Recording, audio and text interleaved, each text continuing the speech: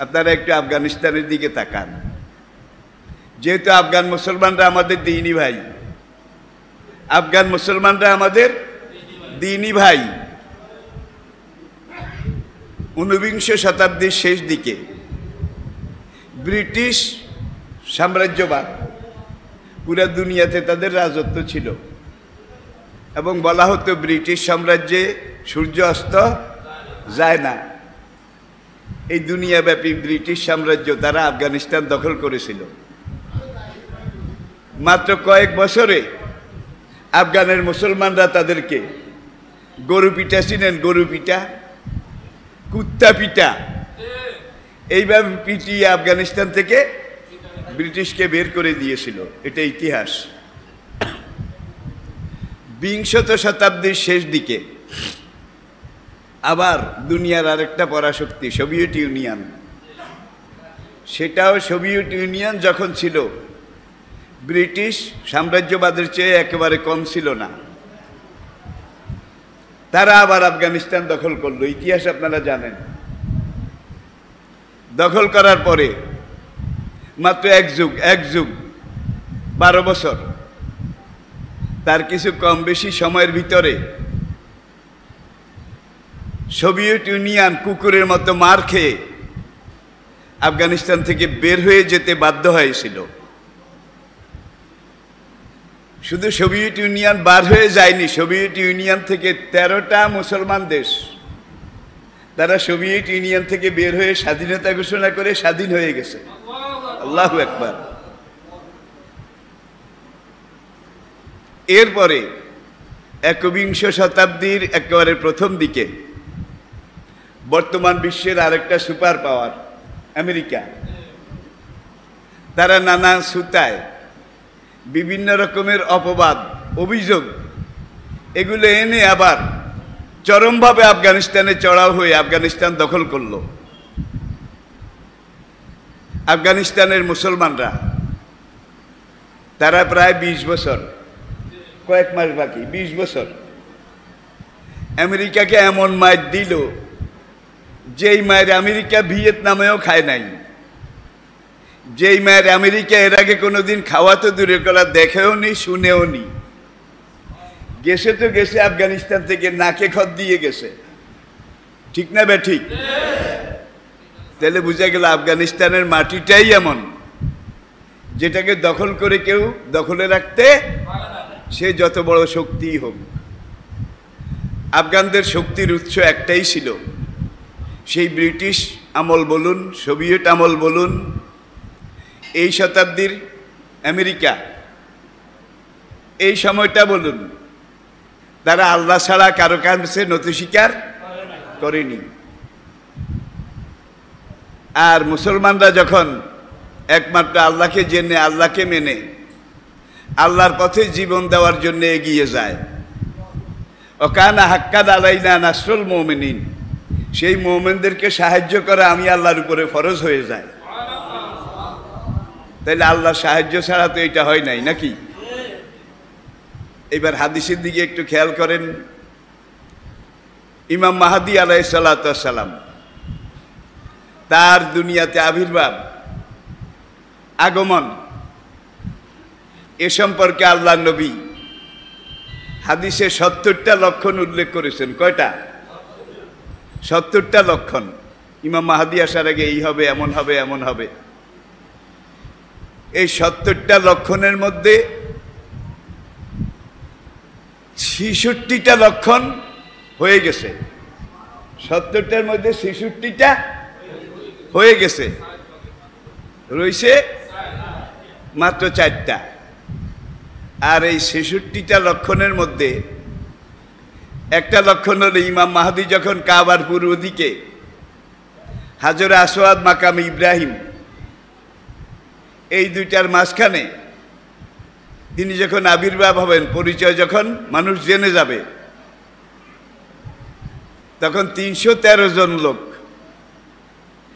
কাবার পূর্ব দিকে এই চত্বরে ইমাম মাহদীর হাতে হাত দিয়ে বায়াত করবে। বায়াত বুঝেন তো?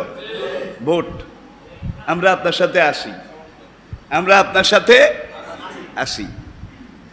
বর্তমান পৃথিবীতে অন্তত 200 কোটি মুসলমান আছে। কত? 200 কোটি। এই 200 কোটি মুসলমান বর্তমান পৃথিবীতে আছে। এখন ইমাম মাহাদি আসলে তার হাতে বয়াত করবেন মাত্র 313 জন। তাইলে বুঝা গেল 200 কোটি আসি আমরা নামে, কামে নাই। সব সাগরের ফেনা, সব পুকুর খালের নর্দমার কচুরি পানা। ঠিক না বে ঠিক? আর এখানে 313 জন, এটার একটা হাকিকত আছে, বাস্তবতা আছে। আমরা জানি আল্লাহর নবীর জীবনের প্রথম ভয়াবহ যেই জিহাদ, মোকাবিলা যুদ্ধ, জঙ্গে বদর, এই বদরের যুদ্ধে হুজুরের সঙ্গী সাহাবা কতজন ছিলেন দেখছেন? 313। এই বদরের যুদ্ধটাই কিন্তু আগামী দিনে পুরা রোম, পারস্য সহ বিশ্বের সুপার পাওয়ার, তখনকার পরাশক্তি, এগুলার পরাজয়ের বাণী বদরের যুদ্ধ বিশ্ববিজয়ের তরুণদ্বার হিসাবে দুনিয়ার বুকে আবির্ভূত হয়েছে। তাহলে ইমাম মাহাদির হাতেও 313 জন বায়াত করবে। তাহলে বোঝা গেল কামের মুসলমান বেশি লাগে না।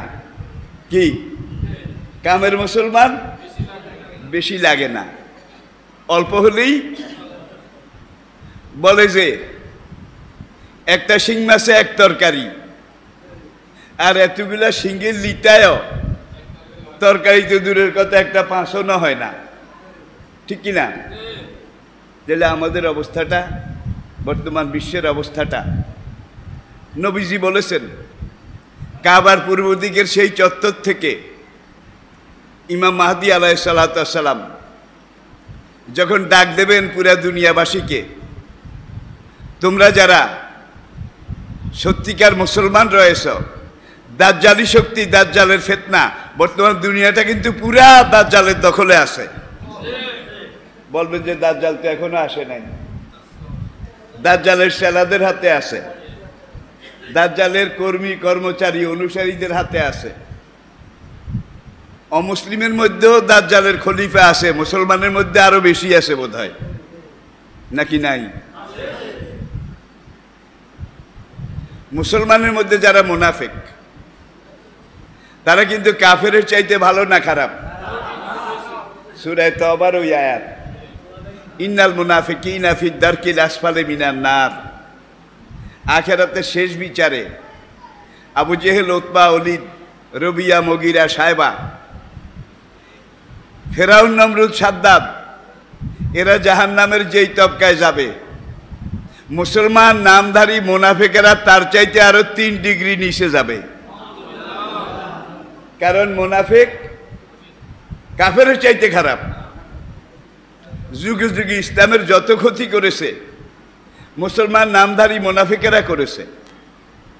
আজকের এই যুগেও আপনারা যদি একটু লক্ষ্য করেন, বেঈমানরা ইসলাম আর মুসলমানের যা ক্ষতি এখনো করতেছে, তার চাইতে অনেক বেশি মুসলমান নামধারী মুনাফিকেরা করতেছে। ঠিক কিনা বলুন? তাইলে বোঝা গেল হুজুর ইরশাদ করেছেন। এখানে অনেক হাদিস, একটা হাদিস সামনে নিয়ে আসেন। ইমাম মাহাদি যখন ডাক দেবেন, তখন কালো পতাকা, লা ইলাহা ইল্লাল্লাহু মুহাম্মাদুর রাসূলুল্লাহ খচিত কালো পতাকা নিয়ে একদল সৈন্য প্রথম খোরাসানের দিক থেকে আসবে। খোরাসান, আর আগের খোরাসান বলতে আমরা বুঝি বর্তমান পুরো আফগানিস্তান। আফগানিস্তানের দক্ষিণ দিকে উত্তর পশ্চিম সীমান্ত প্রদেশ বালুচিস্তান, আবার আফগানিস্তানের উত্তর দিকে উজবেকিস্তান, কাজাকিস্তান, তুর্কমেনিস্তান, এখান দিয়ে আরো প্রায় আধা ডজনের বেশি মুসলমান দেশ, এই সবটা মিলে তখনকার খোরাসান। হুজুর বলছেন ইমাম মাহাদি যখন ডাক দেবেন, প্রথম বাহিনী খোরাসানের দিক থেকে আসবে, তারপরের বাহিনী ইরাকের দিক থেকে আসবে, তারপরে ইমাম মাহাদির সহযোগী বাহিনী ইয়ামন থেকে আসবে, তাহলে আফগানিস্তান মানে খোরাসান, সেখানেও যুদ্ধ চলছে।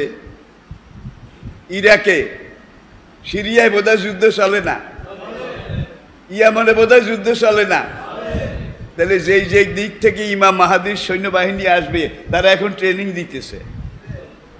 ট্রেনিং, আফগানদের ট্রেনিং একটা পর্যায়ে এসে পৌঁছেছে। কি সিরিয়া বা শাম, ইরাক, এই সবটা কিন্তু তখন শাম ছিল। এখানেও যুদ্ধ চলতেছে, ইয়ামনেও যুদ্ধ চলতেছে। ইয়ামনের যুদ্ধ কিন্তু কাফেরের সাথে নয়, মুমিন এবং মুনাফিকের সাথে। আমি বোধহয় বুঝাইতে পারি নাই। ইয়ামনের যুদ্ধটা মুমিন এবং মুনাফিক। আমি সঙ্গত কারণেই নাম বলছি না, আপনারা বোধহয় বুঝে গেছেন।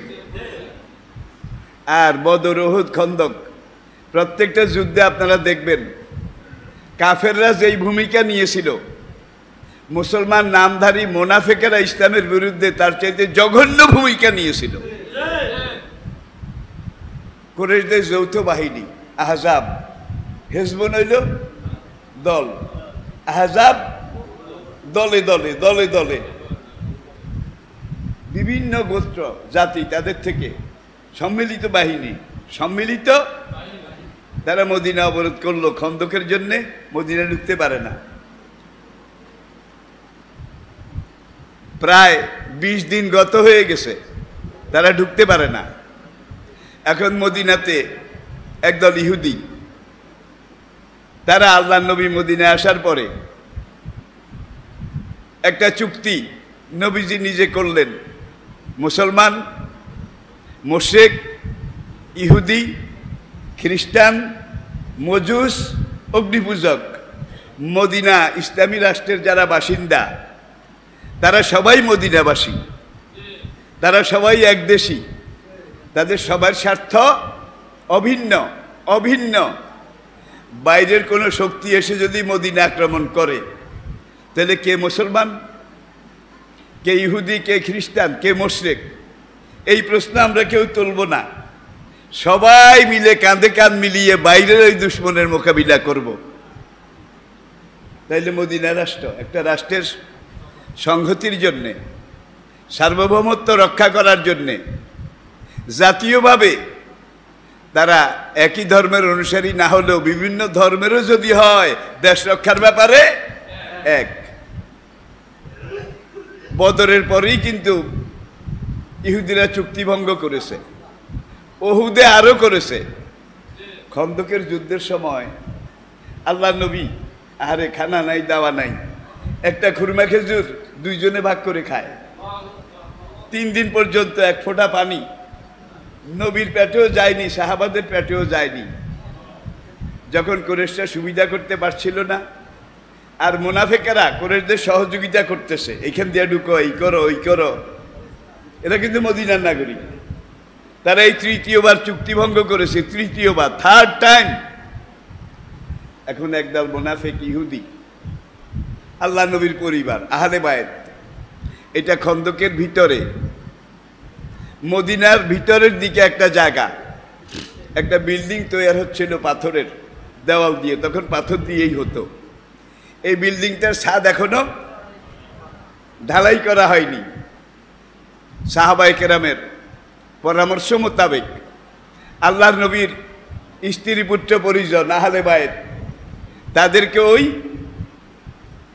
নতুন আন্ডার কনস্ট্রাকশন দেওয়াল ঘেরা ওই বাড়ির মধ্যে রাখা হলো। এবং সাহাবায়ে কেরাম বললেন, দুশমনরা, আমরা যখন তাদের মোকাবিলায় ব্যস্ত হব, তখন নবীর পরিবারের উপর আক্রমণ করতে পারে। আর নবীর পরিবারের উপর আক্রমণ করলে মুসলমানদের নজর যখন সেই দিকে যাবে, ওরা এখান দিয়ে মদিনায় ঢুকে যেতে পারে। তাই নবীর পরিবারকে একটা সেফ সিকিউরড এমন একটা জায়গা রাখাই ভালো, সেখানে রাখলেন। দুয়ারে একজন বুড়ো সাহাবী, হযরত হাসান বিন সাবেত। হাসান সেই দিনের সাবায়ে মুআল্লাকার কবি, তাদের মধ্যে একজন অন্যতম। হাসান বিন সাবেত বুড়া মানুষ, একেবারে বুড়া থুরথুরে, যুদ্ধ করার মতো অ্যাবিলিটি, শক্তি, সামর্থ্য নেই। তা হাসানকে ওই নবী পরিবারের এই সাতবিহীন এই দেওয়ালের ভিতরে রেখে হাসান বিন সাবেত রাদিয়াল্লাহু তাআলা আনহু তাকে দুয়ারে একটা তলোয়ার হাতে দিয়ে পাহারার জন্য এখানে মোতায়েন করা হলো। ইহুদিরা দুয়ারের ওখান দিয়ে কয়েকবার অ্যাম্বুশ করলো, দেখে যে বুড়িয়া তলোয়ার নিয়ে এইভাবে আসে, যেহেতু মুসলমান ডরে ওরা আগায় না। পেছনে গিয়ে ব্যাক ডোরে গিয়ে তারা পরামর্শ করলে একটা কাজ করা হোক, এই দেওয়ালের উপরে একটা মোটা মজবুত কাশির মাথায়, দড়ির মাথায় পাথর বেঁধে, ভারী পাথর, সেই পাথরটাকে দেওয়ালের উপর দিয়ে কয়েকজনে নিক্ষেপ করে পাথরটা যখন নিচে পড়ে যাবে আমরা একজন দুজন করে বাইরে থেকে রশি বেয়ে দেওয়ালে উঠে তারপরে ভিতরে নেবে নবী পরিবারের উপরে আক্রমণ করব। আল্লাহু আকবার। এখন ওই নবী পরিবার আজওয়াজে মুতাহারাত আর নবী পরিবারের আহলে বাইত তারা এই দেওয়ালের ভিতরে, হযরত সাফিয়া রাদিয়াল্লাহু তাআলা আনহা তিনি লক্ষ্য করলেন যে দড়িটা এইভাবে নড়ে, দড়িটা নড়ে। পাশে ছিলেন উম্মত জননী হযরত উম্মে সালমা রাদিয়াল্লাহু তাআলা আনহা। আল্লাহু আকবার। নবীর এই দুইজন বিবি, তারা সিনিয়র, বেশি বয়স তাদের।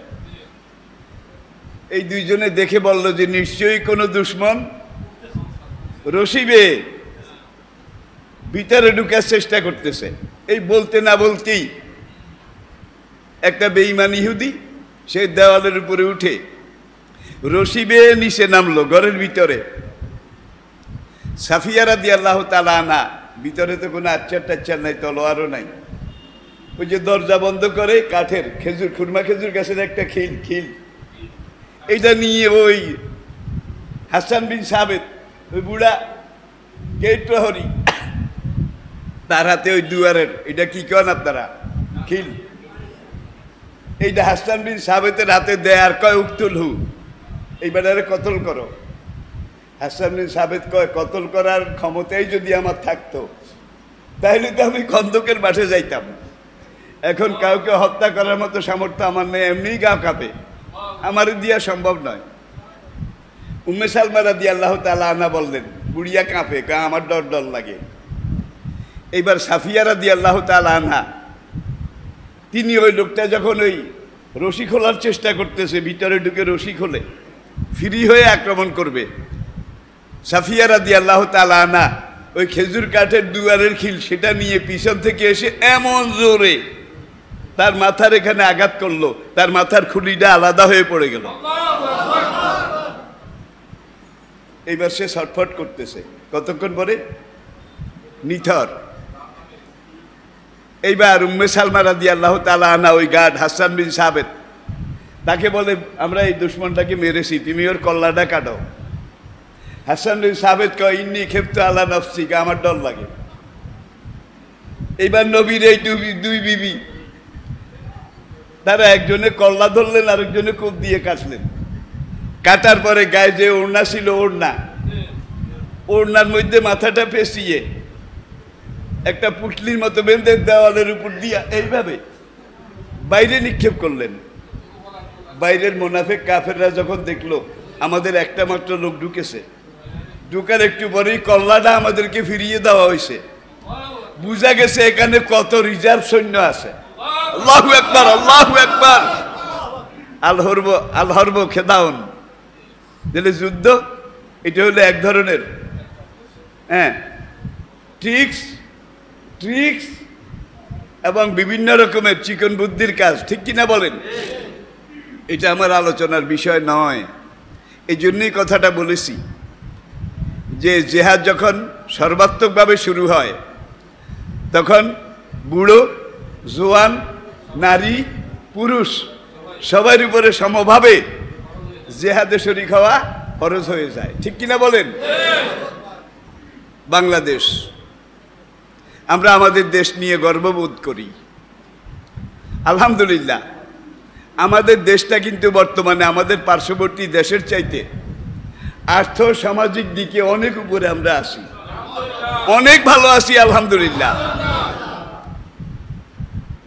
পদ্মা সেতু সেখানে এই পর্যন্ত 6 জন লোক ধরা পড়ছে, 6 জন। তারা ওই সেতুর কোনখান দিয়ে কি, কোন দিকে কি অবস্থা এগুলো দেখে আর কি। এই 6 জন কিন্তু হেতারা, হেতারা বুঝেন কি? কবুতরে ধান খায়, কাউয়ার চোখে টনটনায়। বাংলাদেশের মতো একটা দেশ, আমাদের সাপোর্ট যাদেরকে কররাজ্য মনে করি, তারা পদ্মা সেতুর মতো এত বিশাল একটা কনস্ট্রাকশন করেছে, এরপরে পাগল একটা ধরা পড়ছে, তাও সেখানে। এইটারে পরীক্ষা করে দেখে এইটাও কিন্তু এই জাতি, এই জাতি। এই পর্যন্ত কয়েকবার ফেরি সেখানে ধাক্কা লেগেছে। যারা বিশেষজ্ঞ তারা মনে করতেছে এইটাকে নিয়ে হয়তোবা কোনো একটা বড় ষড়যন্ত্র করা হচ্ছে। শুধু এইটা নয়, আমাদের সব ব্যাপারে। হরিপুরে যে তেল পাওয়া গেছে, তেলের খনি, আপনারা কয়েক বছর আগে এটা জেনেছেন। হরিপুরের এখান থেকে যদি তেল টান দেয়, তাহলে আসামের ডিব্রুগড় সেখানে হইলে এটার মাথা, আর ডিব্রুগড়টা হইলে এখান থেকে 1 মাইল উপরে, 1 মাইল উপরে। এখন এখান থেকে তেল টান দিলে আগে ওগুলো আসবে নাকি? আগে উপরের গুলো আসবে। যার জন্যে যে কোনো ভাবে হোক, সব কথা তো বলতে পারি না, মুখে তো বুড়ারা দেখছে গরুর মুখও কাঁচ দিত, কাঁচ। ওলামায়ে কেরামের অবস্থা ভালো না। এখন আমরা যারা কথা বলছি, জীবনের ঝুঁকি নিয়ে বলছি, বিশ্বাস করেন, জীবনের ঝুঁকি নিয়ে বলছি প্রিয় ভাইরা। তবে মনে রাখতে হবে ইসলামে কোনো জঙ্গিবাদ নাই। মনে রাখতে হবে জঙ্গিবাদ ইসলামের সবচেয়ে বড় শত্রু। আপনি ইসলাম কায়েমের আন্দোলন করেন, ইসলামী সংগঠন করেন। বাংলাদেশে যারা একামতে দ্বীনের কাজ করে, 80 বছর বয়সী সংগঠনও আছে, 80 বছর। তারা ইসলামের বিভিন্ন দাবি দাওয়া এগুলা নিয়ে রাস্তায় মিছিল করে কি না? মিটিং করে, সমাবেশ করে, ঠিক না বে ঠিক? যতগুলো বৈধ ইসলামী দল আছে তারা সবাই। তবে এই কথা বলতে গেলে আমার মনে পড়ে, আজ থেকে কয়েক বছর আগে একজন ট্রাফিক সার্জেন্ট, পুলিশের একজন ট্রাফিক সার্জেন্ট, আমি পল্টনে যেখানে থাকতাম, পূর্ব পরিচয় সূত্র ধরে আমার কাছে মাঝে মাঝে আসতেন। সেই ভদ্রলোক আমাকে হাসে আর কয়, ট্রাফিক সার্জেন্ট, হুজুর, জামাতা শিবিররা যখন মিছিল বাইর করে, যত বড় মিছিল হোক, আমাদের পুলিশের মধ্যে কোনো টেনশন কাজ করে না। আমরা টেনশন বুক করি না, কারণ আমরা জানি এদের মিছিল যত বড় হোক, এরা গাড়ি ভাঙবে না, এরা পাথর মেরে বিল্ডিংয়ের গ্লাস ভাঙবে না, এগুলা আগুন লাগাবে না, ঠিক না ভাই? ঠিক। তাইলে এরা তো জঙ্গি হইতে পারে না, এরা তো জঙ্গি হইতে পারে না। আর পুলিশ যাদেরকে বলে আসলে এরা ভালো। তাইলে এই যে মুফতি আব্দুর রহমান, মুফতি আব্দুল হান্নান, 2005-এ যারা প্রথম বাংলাদেশকে জঙ্গিবাদের কলঙ্ক লাগিয়েছিল, আতাউর রহমান সাহানি, বাংলা ভাই, এরা কি কোনোদিন ঢাকার বুকে বা দেশের কোনোখানে কোনো মিছিল করেছিল, সমাবেশ করেছিল? তাদের এই সংগঠন আছে, এই ঘোষণা দিয়েছিল? দেখা যায় তাদের কাজটাও চোরা, সংগঠনটাও চোরা। আর এইভাবে লুকিয়ে লুকিয়ে, ছুপিয়ে ছুপিয়ে যারা কাজ করে, এরাই চোর। আমরা সবসময় বলি, মানুষ মেরে কোনোদিন ইসলাম কায়েম করা যায় না। আর বর্তমান বাংলাদেশের যতগুলো ইসলামী সংগঠন আছে, তার মধ্যে সর্বপ্রাচীন যে সংগঠনটা আপনারা চিনেন, অনেকে জানেন, যাদের ব্যাংক আছে, ব্যাংকটা কিন্তু দুনিয়ার 1000 বড় ব্যাংকের একটা। তাদের ব্যাংকটা কিন্তু দক্ষিণ পূর্ব এশিয়ার সবচেয়ে বড় ব্যাংক। সুদী ব্যাংক, ইসলামী ব্যাংক, সব ব্যাংক মিলে দক্ষিণ পূর্ব এশিয়ার সবচেয়ে বড় ব্যাংক। এরপরে তাদের স্কুল আছে, মাদ্রাসা আছে নাকি? তাদের মাদ্রাসাগুলা শুধু বাংলাদেশের নয়, বিশ্বের সার্টিফাইড ইনস্টিটিউট। ধরুন তামিরুল মিল্লাত, এখানে ছাত্র বর্তমান দুনিয়ার কোন দেশে না আছে বলেন? এরপর তাদের মহিলা শাখা, তাদের ইউনিভার্সিটি বোধহয় নাই, মানারত ইন্টারন্যাশনাল ইউনিভার্সিটি, আন্তর্জাতিক ইসলামী ইউনিভার্সিটি, সারা দুনিয়ার ছেলেরা এখানে এসে পড়ে। তাদের মেডিকেল কলেজ বোধহয় নাই, আছে? তাদের হাসপাতাল বোধহয় নাই, কোনটা নাই? কোনটা নাই? তাহলে বুঝা গেল এগুলোই সত্যিকার ইসলামী আন্দোলন। একদিকে দিন কায়েমের আন্দোলন করে, আরেকদিকে মানুষের কর্মসংস্থান। এরপরে কোনোখানে যদি কোনো মানুষ মরে, এই 3 সপ্তাহ আগে হবে যে একজন কর্মী মারা গেছে, সেই দলের যিনি প্রধান, চিফ দলীয় প্রধান, তিনি নিজে গিয়ে ওই কর্মীটার জানাজার ইমামতি করেছেন। দলের যিনি প্রধান তিনি নিজে কবরে নেমে ওই মুর্দাটাকে কবরে রেখে দাফন করেছেন। বাংলাদেশের অন্য কোনো দলের কি এরকম কত কর্মী মরে? কেউ কি খবর নেয়? কেউ কি খবর নেয়? কাদের সিদ্দিকী একটা কথা কইছিল গতবার, করোনা যখন শুরু হয়েছিল, একদিকে করোনা শুরু, আরেকদিকে ত্রাণ বিতরণ। যত ত্রাণ যতখানে দিছে তাদের পাইপলাইনে দেখা যায় মানুষ পায় নাই, সব জাগরে দিছে। কাদের সিদ্দিকী বাপের বেটা, এখন কিন্তু রাজাকার। হক কথা কইলে কাদের সিদ্দিকী একমাত্র ব্যক্তি, বঙ্গবন্ধুকে যেদিন হত্যা করা হয়েছিল অন্যায়ভাবে, এই কাদের সিদ্দিকী রাস্তায় বের হয়েছিল, আর কেউ বাইর হয় নাই। এগুলো অবদান অস্বীকার করা যাবে না। কাদের সিদ্দিকী দুঃখ করে বলেছিল যে আপনাদের এই ত্রাণ বিতরণের দায়িত্ব শিবিরের ছেলেদেরকে দেন, তাহলে আর চুরি হবে না। কি ভাই, কাদের সিদ্দিকী তো আমাদের লোক না, কি জামাত শিবিরের লোকও না। তাইলে বুঝা গেল ঢাকা ইসলামী সমাজ কল্যাণ জামে মসজিদে আমি 22 বছর খুতবা দিয়েছি, 22 বছর। সেখানে বিভিন্ন দলমতের লোক আসত। কাজী জাফরের নাম তো শুনেছেন, সে টঙ্গী শিল্প এলাকায় ওই কমিউনিস্ট আন্দোলন করতো, একটা মানে একটা লেফটিস্ট, একটা বামপন্থী আন্দোলনের নেতা ছিল কাজী জাফর। তো সেই কাজী জাফরের ন্যাপ কেন্দ্রীয় কমিটির একজন লোক, জাসদ কেন্দ্রীয় কমিটির লোক। আমার 1-2 ভাই, তাদের বাড়ি ফরিদপুর, এই তারা 2 জনের সাথে একত্রে চাকরি করে, চলাফেরা করে, মসজিদে আসছে। যেই বেটা কোনোদিন নামাজও পড়ে নাই। খুতবা হলো, জুমা হলো, আলোচনা হলো।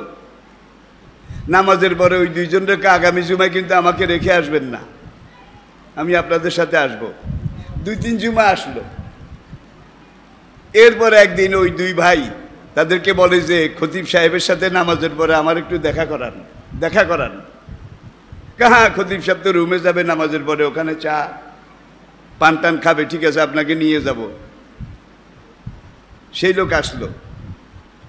আসার পরে আমার একটা হুজুর, আমার একটাই মাত্র মেয়েটা এবার কেমিস্ট্রিতে মাস্টার্স কেমিস্ট্রির পরীক্ষার্থী। এখন কেমিস্ট্রি এমন একটা সাবজেক্ট, অঙ্ক, এটা কিন্তু খুব ব্রিলিয়ান্ট। টিচার না হইলে তা আপনি আমাকে অন্তত 1 মাসের জন্যে ঢাকা ইউনিভার্সিটির একটা ব্রিলিয়ান্ট ছাত্র দেখে আপনি পছন্দ করে দেন, 1 মাস আমার মেয়েটাকে কেমিস্ট্রির অঙ্কগুলা করাবে। আমি বললাম ঢাকা ইউনিভার্সিটির কত ছাত্রই তো এইভাবে টিউশনই করে, আপনি একজন দেখে নেন না, আমার কাছে আসলেন কেন? আমি জানি আপনি দিলে তো শিবিরের সদস্য দেবেন। আমি বললাম আপনি করেন জাসদ, কি আর আমার কাছে আসছেন আপনার মেয়ের জন্য, হুজুর মেয়েটা খুব সুন্দরী, আমার মেয়ে ফেস বডি অ্যাপিয়ারেন্স আকর্ষণীয় লোভনীয়, যদিও আমার এখন তার জন্য একটা টিচিং দরকার, কিন্তু আনে দানে আমি নিতে পারি না, সাহস পাই না। আমি বললাম তাহলে আমি দিলে তো এই দেব, আপনি বুঝেন, তারপর আইলেন কেন? হুজুর ঠিক আছে, শিবির আমার দুশ্মন, রগ কাটে, শিবির আমার দুশ্মন, রগ কাটে, কিন্তু মানুষ বালা।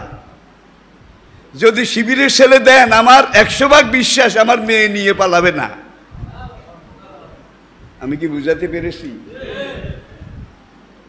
আবিসিনিয়া নাজ্জাশী কি বলেছিল? আমরা রাজ যখন বলল বাচ্চা হুজুর Mohammad as a man, as a person, Mohammad মানুষ হিসাবে কেমন, ব্যক্তি হিসাবে কেমন? আমাদের রাজ বললেন আমাদের দুশ্মন, আমাদের দুশ্মন, দেশটারে খাইছে, কিন্তু অ্যাজ এ ম্যান, ব্যক্তি হিসাবে, মানুষ হিসাবে কেমন, এটা যদি জিজ্ঞাসা করেন আমাকে নিঃসংকোচে বলা লাগবে মোহাম্মদের মতো ভালো মানুষ মক্কায় আরেকজন নাই। নাজ্জাশী চেয়ার থেকে দাঁড়িয়ে গেল, দাঁড়িয়ে গিয়ে বলে আমর, তোমার কথা যদি সত্য হয় তাহলে লোহিত সাগরের পশ্চিম পাড়ের আমার দেশ আবিসিনিয়া আফ্রিকা নয়, আগামী কয়েক বছরের ভিতরে পুরা জজিরাতুল আরব, পুরা রোমান সাম্রাজ্য, পারস্য সাম্রাজ্য, এগুলো সব মোহাম্মদের পায়ের নিচে চলে যাবে, এটাকে কেউ ঠেকায় রাখতে পারবে না। নাজ্জাশীও বলছিল মোহাম্মদ আমার দুশ্মন, কিন্তু তুমি তার দুশ্মন আরেকজন। তুমি যে বলছো মোহাম্মদের মতো ভালো মানুষ আরেকজন নাই, তাহলে যারা দুশ্মন তারাও কয় মানুষ বালা কিন্তু রগ কাটে। ভাই রক্ত কাটলে একটা রগ কাটছে। গত কয়েক বছরে হিসাব করেন, পদ পদবী, নেতৃত্বের জন্য নিজেকে মানুষ নিজেকে কতজনরে গুলি করেছে, কল্লা কেটেছে, নিজেরা নিজেরা। এমন রেকর্ড আছে না নাই? আছে না নাই? আল্লাহ আমাদের সবাইকে বুঝ দান করুন। আফগানিস্তান আমাদের জন্য, জনগণ আমাদের জন্য মডেল। একবার নয় বারবার তারা দখলদার দুশ্মনের মোকাবিলা করে নিজের জায়গায় টিকে আসে। তারা বিভিন্ন জাতি, গোত্র, সম্প্রদায়, আল্লাহ তাদের মধ্যে এমন একটা ঐক্য গড়ে দিন যাতে করে ইমাম মাহাদির সার্থক প্রথম কাতারের সেনাবাহিনী হিসাবে তারা দাঁড়িয়ে থাকতে পারে এবং এগিয়ে যেতে পারে। যত কিছু যা করেন, ইমাম মাহাদির সৈন্য যখন এগিয়ে যাবে, দজ্জালের যত শক্তি থাক সব কি মেসাকার হয়ে যাবে, ঠিক কিনা বলেন? তাইলে খোরাসানি বাহিনী এটা বলতে আমরা আফগান মুসলমানদেরকে বুঝি, ঠিক কিনা বলেন? তাইলে ব্যাকগ্রাউন্ড সব তৈরি হয়ে গেছে, প্ল্যাটফর্ম তৈরি হয়ে গেছে। ইমাম মাহাদি আলাইহিস সালাম আপনার ঘরের দুয়ারে আসে, ঘরের দুয়ারে। হযরত ঈসা আলাইহিস সালাম আপনার বাড়ির সামনে আসে। সময়টা এমন। তবে আমি এইটা বলতে পারি না অমুক সনে এত বছর পরে তিনি আসবেন, এটা বলা যাবে না, নবী বলে নাই। আর আল্লাহর ক্যালেন্ডারে 1000 বছর 500 বছর কোনো সময় না, কোনো সময়ই না, ঠিক কিনা বলেন? তবে এইটা ঠিক আমি দেখব না আজকে যুবক তরুণ যারা, তারা ইমাম মাহাদিকে পাওয়ার সম্ভাবনা অনেক বেশি, অনেক বেশি, অনেক বেশি। যে কোনো মুহূর্তে ডাক আসতে পারে, যে কোনো মুহূর্তে ডাক আসতে পারে। ইমাম মাহাদি যেই ডাক দিবেন সেটা আল্লাহর পক্ষ থেকে, ইমাম মাহাদি যেই ডাক দেবেন সেটা আল্লাহর রাসূলের পক্ষ থেকে। নবী ঈসা আলাইহিস সালাম যেই ডাক দিবেন সেটা নবী মুহাম্মদ সাল্লাল্লাহু আলাইহি সাল্লামের পক্ষ থেকে। সেই ডাকের সময়টা কিন্তু আমাদের সামনে। এই সময় ঈমানের উপরে কায়েম থাকা। দজ্জাল এত কিছু করবে, তথ্য প্রযুক্তি থেকে শুরু করে পুরা দুনিয়াটা দজ্জালের হাতের মুঠে চলে যাবে। গেছে কিনা বলেন? গেছে কিনা বলেন? এই অবস্থাতে মান তামাসসাকা বিসুন্নতি ইনদা ফাসাদে উম্মতি, আমার উম্মত যখন এইভাবে ফাসাদের মধ্যে পড়ে যাবে, বিভ্রান্তির মধ্যে পড়ে যাবে, এই সময় আমার একটা সুন্নত, আমার একটা আদর্শ, এটাকে মজবুত করে ধরে দাঁতে কামড়িয়ে ধরে যে জায়গায় পড়ে থাকবে, হাত কিন্তু অনেক সময় স্লিপ করে, দাঁতে কামড়াইয়া ধরলে কি? আল্লাহ কোরআনে আয়াতুল কুরসিতে এই কথাটাই বলেছেন, যে আল্লাহ রুজু ধারণ করেছে ফাকাদ ইস্তামসাকা বিল উরওয়াতিল উসকা লান ফিসামা, আল্লাহর এই রুজুকে যারা দাঁত দিয়ে কামড়ায় ধরেছে, তাহলে হাত স্লিপ করার ভয় আছে, দাঁত স্লিপ করার ভয় আছে বোধহয়। হাত স্লিপ করে কিন্তু দাঁত স্লিপ করে না। তাই আল্লাহর এই রুজু আল্লাহ দুনিয়াতে নামিয়ে দিয়েছেন। এই রুজুর নাম, এই রশির নাম হইল হাবলিল্লাহ। ওয়াতাসিমু বিহাবলিল্লাহ, আল্লাহর রশি। এটা আল্লাহ নিজে কুদরতি হাতে পাকাইছে। এটা কোনোদিন ছিঁড়বে না, ভাঙবে না, বিচ্ছিন্ন হবে না। আল্লাহ বলছে তোমরা সমাজের দেশের সকল মুসলমান একত্র হয়ে আল্লাহর এই রশিকে ইস্তামসাকা দাঁতে কামড়ায় ধরো। রশির এক হাত আরশে মুআল্লা, আমি আল্লাহর হাতে। রশির আরেক মাথা তোমাদের সামনে আমি ছেড়ে দিয়েছি। সারা দুনিয়ার মানুষে যদি এই রশি একত্রে এসে ধরে তাইলে জায়গার অভাব হবে না। তোমরা সবাই এই রশি দাঁতে কামড়ায় ধরো, আমি আল্লাহ উপর থেকে এক টান দিয়ে তোমাদেরকে জান্নাতে ফেলে দেব। আল্লাহ সেই উরওয়াতিল উসকা, আল্লাহ সেই খোদাই রশি লান ফিসামা লাহা। আল্লাহর এই রশি আপনারা ধারণ করতে রাজি আছেন? প্রিয় মুসল্লি ভাইয়েরা, সুতরাং যত রকমের বিভ্রান্তি, যত রকমের কিছু, আপনারা এমন পথে হাঁটুন যেই পথে ইমাম হোসেন হেঁটেছিলেন। যেই পথে হাঁটতে গিয়ে পথটা কিন্তু কঠিন, খুনরাঙ্গা, দাঁত ভাঙ্গা, ঠিক কিনা বলেন? বিলাই চিনেন? বিলাই, বিড়াল, বিড়ালের স্বভাব কি? একবার যদি একটু ডাল লাগে তার সাথে তুফান হয়, 6 দিন 6 রাত এক মুহূর্তের জন্য বৃষ্টি থামে না। সালার বিলাই চৌকির এক কিনারে কম্বলের উপরে শুয়ে থাকে 6 দিনের উপাস, তারপরেও বাইরে হয় না, গায়ে বৃষ্টির ফোঁটা, ঠিক কিনা বলেন? এখন আমাদের অনেক মুসলমানের অবস্থা কিন্তু ওই বিড়ালের মতো। বাইরে আবার কিছু পড়ে নাকি, বাইরে আবার কিছু কয় নাকি, বাইরে আবার কিছু আসে নাকি, বাইরে আবার দুশ্মনে কেউ আমাকে টার্গেট করে নাকি, এমন একটা অবস্থা আসে না নাই? আসে না নাই? সাহাবায়ে কেরামের জীবনে বোধহয় এমন অবস্থা ছিল না, নবীদের জীবনে বোধহয় এমন অবস্থা ছিল না। একজন মুমিনের পুরো জীবনটাই রিস্কি, ঝুঁকিপূর্ণ। No risk no gain, no risk no gain. আপনি যদি রিস্ক না নেন কোনোদিন আপনি বিজয়ী হতে পারবেন না। আমাদেরকে এখন সবাই মিলে আসুন, সব রকমের ভুল ভ্রান্তি বাদ দিয়ে আমরা আল্লাহর পথে, হাবলিল্লাহর পথে, ইমাম হোসেনের পথে এগিয়ে যাই। আল্লাহ আমাদেরকে সেই তৌফিক দান করুন। ওমা আলাইনা ইল্লাল বালাগ ওয়া আখির দাওয়ানা আনিল হামদুলিল্লাহি রাব্বিল আলামিন। আসসালামু আলাইকুম ওয়া রাহমাতুল্লাহি ওয়া বারাকাতুহু।